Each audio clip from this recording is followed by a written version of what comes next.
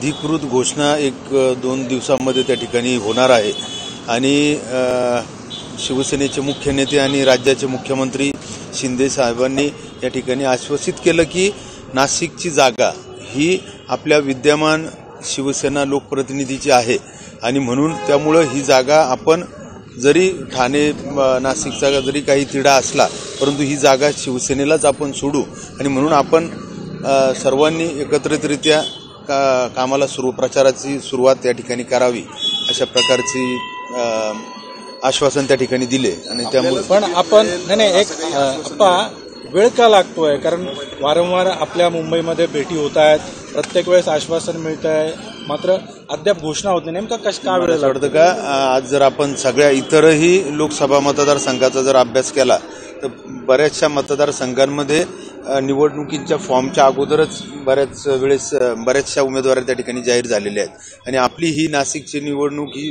5व्या टप्प्यात म्हणजे महाराष्ट्रातली शेवटच्या टप्प्यामध्ये आणि म्हणून आज आता 23 तारीख आहे आणि 2 दिवसानंतर फॉर्म भरायची डेट येणार आहे तर मला असं वाटतं का 1-2 दिवसामध्ये अधिकृत घोषणा त्या ठिकाणी होईल. प्रफुल्ल पटेल यांनी असं म्हटलंय की काही जरी असलं तरी राष्ट्रवादी आपला दावा नाशिकचा काही सोडणार नाहीये. आपल्याला काय वाटतंय? नाही, आम्हाला विश्वास आहे की ही जागा विद्यमान शिवसेनेच्या लोकप्रतिनिधीची आणि म्हणून ही जागा साहजिकच शिवसेनेला सुटणं अपेक्षित आहे. आपण काल मुख्यमंत्र्यांची भेट घेतली. शिवसेनेला जरी जागा विकत असली तरी आपल्यालाच तिकीट म्हणजे जे विद्यमान खासदार आहेत त्याच खासदारांना तिकीट मिळेल असं आश्वासन दिलंय मुख्यमंत्र्यांनी. वाटतं का अधिकृत घोषणा ही मुख्यमंत्री महोदय लवकरच 1-2 दिवसामध्ये करतील.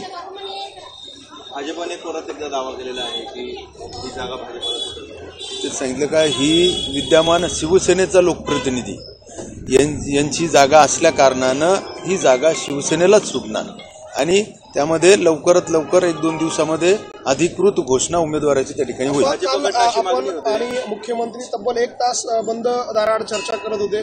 या चर्चेत काय काय नेमकं घडलं किंवा काय आदेश देण्यात आले काय सूचना देण्यात आल्या?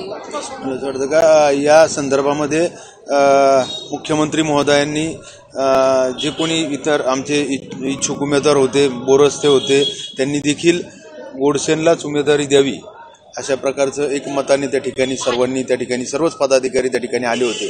त्यांनी त्या ठिकाणी सांगितलं की वेळ अतिशय कमी आहे आणि म्हणून या वेळेमध्ये लोकांपर्यंत आपला उमेदवार पोहोचणं हे गरजेचं आहे आणि म्हणून आपल्या पक्षाच्या वतीनं आमचं एकमत झालेलं आहे का हेमंत गोडसेंना या ठिकाणी उमेदवारी द्यावी. किती विश्वास आहे आपल्याला ही जागा मुख्यमंत्री? मला असं वाटतं का 100% आपल्याला विश्वास आहे का ही जागा शिवसेनेलाच सुटेल.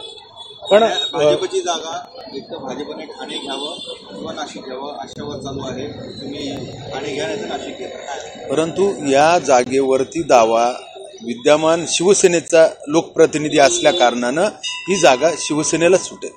भाजपला जाणारांची नाराजी होती ती नाराजी दूर करण्यात आपल्याला यश आलंय. त्यांच्या भेटीगाठी आपण घेतल्या नेमकं काय? मला असं वाटतं का प्रत्येक वेळेस ज्यावेळेस महायुती 3 पक्षांचे असल्या कारणानं प्रत्येक पक्षामध्ये अनेक इच्छुक आहेत आणि म्हणून जी काही अधिकृत ज्यांची जागा असेल जागा वाटपामध्ये जाते एखाद्या पक्षाला तर मला असं वाटतं का निश्चित इतरही पक्ष त्यामुळे वरच्या पक्षश्रेष्ठींचा आदेश पाळून निश्चित या ठिकाणी एकत्रितरित्या कामं करतील.